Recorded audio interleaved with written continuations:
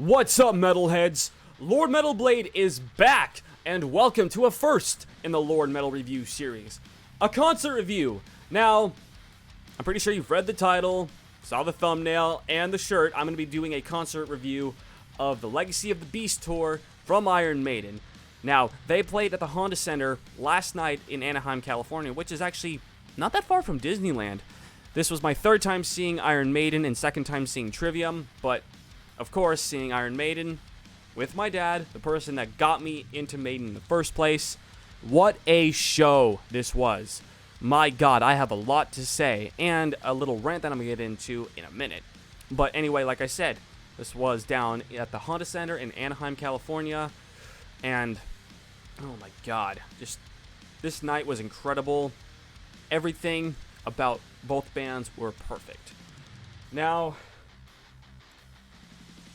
this is where I'm going to get a little real, because this is something that was on my mind, and not just mine, but my dad's, and a lot of people at the venue. Honda Center, what is up with your staff treating the guests like they're kindergartners? Like, come this way, sweetie, let me show you your seat. Come on. Like, majority of the people in the building are adults, and I'm pretty sure you show them your ticket, you go to your seat. That's it. But it's like, come on, I'll show you. Like, a lot of people got irritated, myself included. It's just not the kind of way to do things. But anyway, the venue looked incredible. It's my first time at this place. Very spacious when you walk inside. But anyway, on to the bands. The first one, Trivium. One of my all-time favorite bands. My second time seeing them. The first time I saw them was back in 2015, a part of Knotfest. And my God, they delivered. They actually opened with the same song when I saw them back then, which was, of course, Snowfall following Silence in the Snow. And right from then on, they just played an outstanding set. Matt and the boys outdid themselves. They then jumped into my all-time favorite Trivium song, which got me into the band, Into the Mouth of Hell We March. And, oh my God, just that song is incredible. I love it, and they played it. I finally got to hear it live, which was awesome. They played a couple stuff off the new album. I haven't really listened to much of it. They didn't play anything off of What the Dead Men Say, I don't think. But anyway, they also played another new song that for me, which was Strife. One of my new favorite Trivium songs, which was awesome. They played The Sin and the Sentence, amazing. They also played From Heart to Your Hate. I can't remember how you say that exactly, but that's another favorite of mine off the record. Amazing. But sadly, they didn't close with In Waves like they normally did. They played a different one off the new album. I mean, it's not bad. I really wish they would have played In Waves, which they did back then.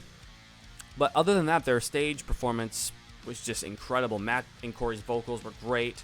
Paul's bass, incredible. Trivium was definitely the best opener for Maiden I've seen so far.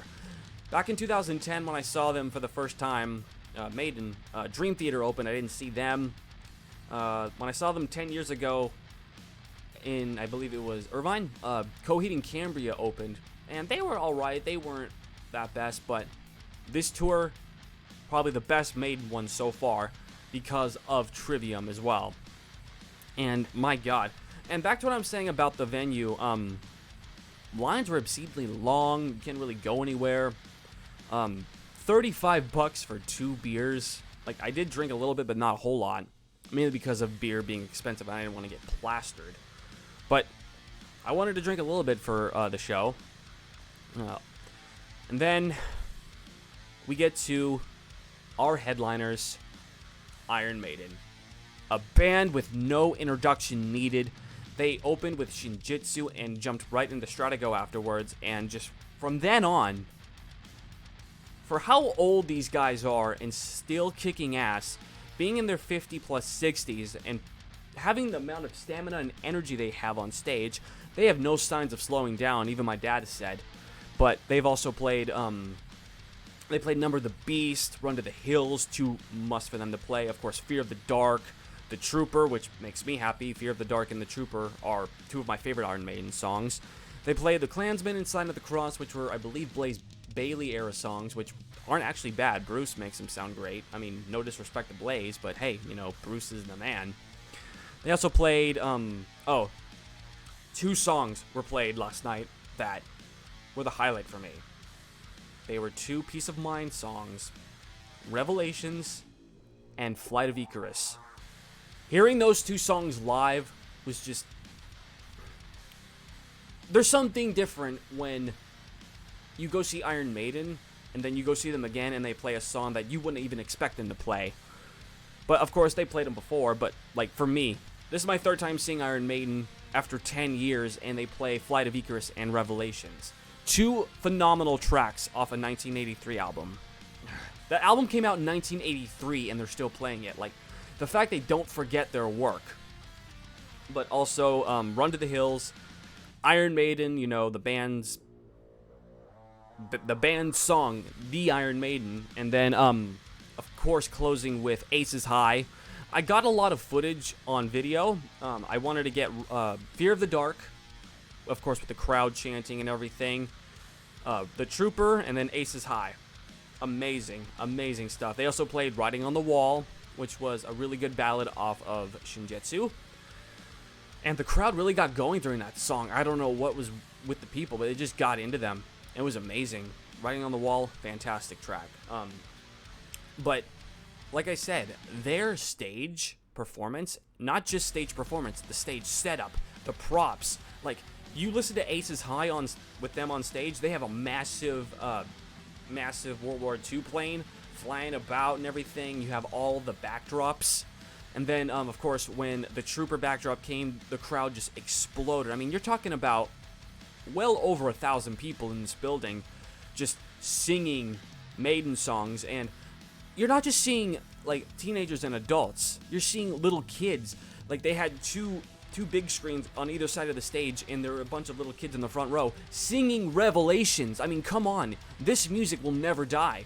You have parents teaching their kids. I mean, my own father teaching me about Iron Maiden, knowing the songs. In line to get into the building, there were little girls and boys singing, I can't wait for this. I've been wanting, like, seriously. It just brings a smile to my face. Insert Thanos joke here. But just... the age variety of the fans of Maiden is just incredible, and that's what makes this music whole. And just, my dad made a joke. Well, it's not really a joke, a statement. He said he doesn't like the way Yannick Gears runs around stage with his guitar and everything, and I can respect his opinion, but I personally enjoy it. And he even said there's a lot of people that probably agree with him, and there probably will. For you Maiden fans, let me know in the comments what you think about that. But anyway, this concert was just... oh my god. This is probably the best Maiden show I've been to so far. I mean, the Maiden England tour was great, you know, hearing Phantom of the Opera, Evil Let Man Do, Wasted Years, 2 Minutes to Midnight, and then seeing them for the first time, you know, it was just, really wouldn't say obscure set list, I would say a mixed range, because the first time I saw them, they played the reincarnation of Benjamin Brieg, which was off of Matter of Life and Death, which was really surprising. But, of course, they played El Dorado back then, which when the album Final Frontier was coming out. But anyway, back to this show. It's just incredible how old these guys are, and they can still kick ass. I mean, not just Iron Maiden, Judas Priest, Metallica, you know, all these classic 80s bands just still being, like, in their 50s and 60s and just kicking ass. Like, Maiden has no sign of slowing down whatsoever. But... if I were to make a request, there is one Iron Maiden song I would give anything for to hear live, and that is Alexander the Great, off of my all-time favorite Maiden album of all time. They played hints of it in Greece, which is, of course, the song is based in Greece, but will they ever play Alexander the Great live fully? Like, just imagine, you're seeing Iron Maiden, and the lights go out, and you just hear, my son, ask for thyself another kingdom. The crowd would just explode. I would literally cry if they played that song live. So Iron Maiden, by any chance, if you watch this video, play it live before you guys retire. The fans want to hear it. But also, I got a couple shirts at the show too. $100 for 2 shirts, but honestly, it's worth it. It's Iron Maiden and 2 of my favorite bands. So I actually bought this shirt outside the venue right before going in. And that is, of course, the Shinjetsu shirt.